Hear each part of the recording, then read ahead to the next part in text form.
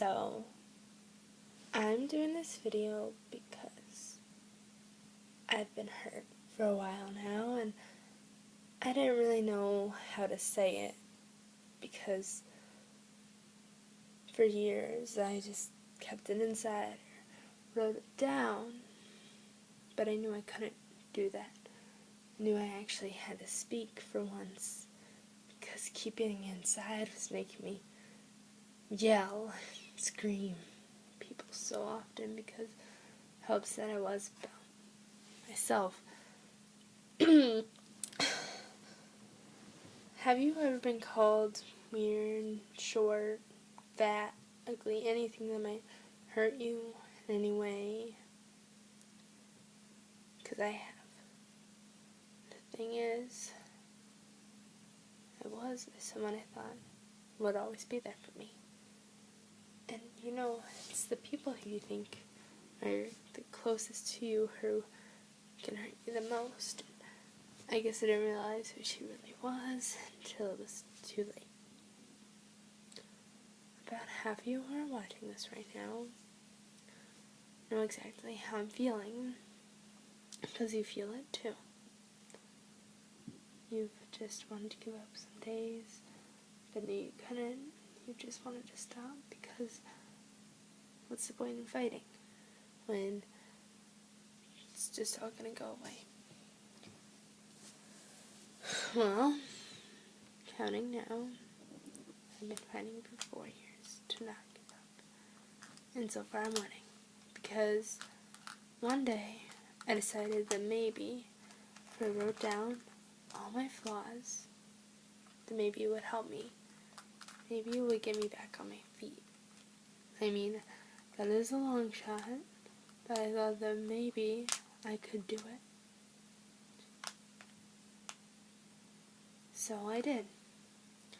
And yes, it took me more than one sheet of paper. It took me 3, because that was how many flaws that I had. But after I wrote them all down, I crossed them all out.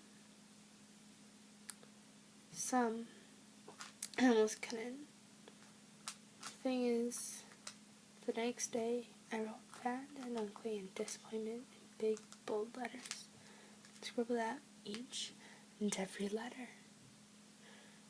And it made me feel better, because those were the 3 flaws that I felt the most. You know, the ones that keep you locked inside so tightly that you never want to leave free.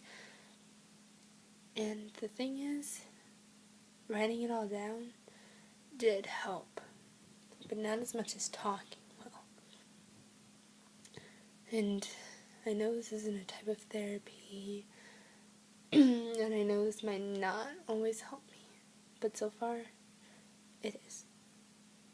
And this might be my first video, but it feels like the weight that has been there is just lifted off my shoulders, because finally I'm speaking out about how I feel. And I started thinking about how many people feel the same way as I do. How many people just have given up because they got the pain in their hearts that just won't leave. And then I started thinking that maybe if I just talked about it, I'd feel better. And I have. And I know this might not help anyone, but if it does, I feel so much better of myself, because I still do feel sometimes that ugly or just a big disappointment to anyone around me, and I don't know really why. But do you know how when you were little, you wanted to be something? When I was about 5, I wanted to be a singer or a songwriter or a dancer, but people just kept putting my dreams down, saying that there was no way I could ever be that person, that I had a bad voice, or I wasn't imaginative enough to do anything with myself, that I could barely make enough money to survive a day. And I guess that's what they had me start believing. And it hurt. But I did have one thing that kept me sane, or I guess the better word is, made me feel safer. And it wasn't a person. It was a baby blanket. You know how you have that one thing when you were really little that just makes you feel safe and protected? No one's holding you. You believe that you're gonna be okay as long as it's there. Well, for almost 16 years of my life, I've had one baby blanket, and it's almost completely shredded. But I've kept it because I know that it's hard. And I know that things aren't going to be ugly or bad. But I just want to keep believing in myself. Because if I don't, then who else is? And I started putting posters on my wall because they were the artists whose music got me happier. Made me feel happy again. So I thought if I started putting letters on my wall or pictures or posters that it made me happy again. And it did. So now, if you look in my room, you really won't really see any wall. You'll see pictures, cards, things that make me happy instead of sad. And I don't have anything in middle school anymore because that was the hard part for me.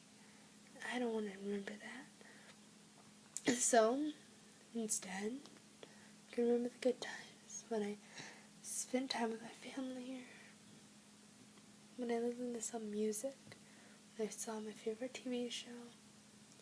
I can remember those moments, some moments that made me scream or cry. Because those moments are good moments to remember. And you do remember them. And it is it's impossible to forget. And I stopped trying to forget them. But I'm not gonna think about them as often anymore.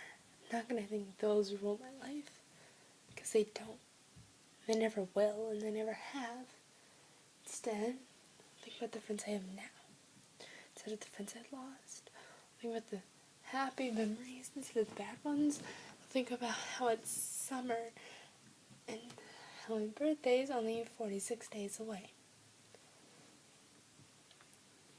I'll think about how proud my family is actually of me for getting my grades up instead of failing classes. I'll think about the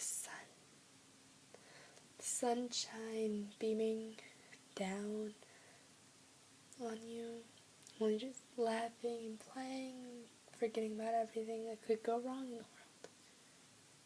I know that some of you don't know what that feels like because you're too scared to go outside to see anyone, and you think that you have nothing left, that no one believes in you, that no one's there. But I'm there. And even though I haven't met you, and I don't know where you are, or where you live, or if you're even caring about what I'm saying, I believe in you. And I believe that one day you'll do amazing things. And then you should just forget about what anyone's saying to you. Because you are beautiful. And no matter what you look like, what you wear, or how frizzy your hair is, you can make it shine. And you shine. And I believe that every single one of you is going to do something great. Maybe tomorrow, maybe the next day, may not even be for a couple years, but all of you are going to be amazing one day, because I'm going to be there for you, even if I'm just a screen video that you look at. I'll be there.